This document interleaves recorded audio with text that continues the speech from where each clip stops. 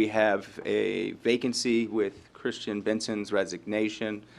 We cannot permanently seat an alternate today, but we do have the option of temporarily filling the vacancy until we can get it on the agenda to permanently replace the vacancy. This is the crux of the whole thing.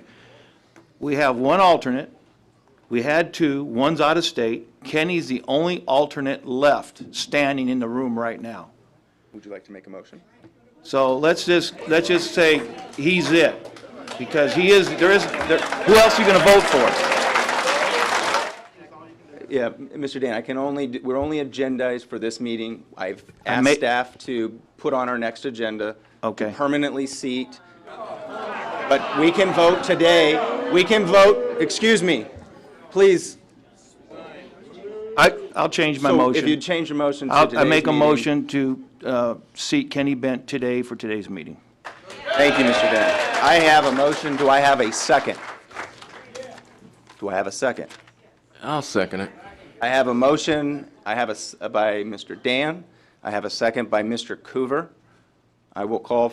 Is there any further discussion? That fails 3-3.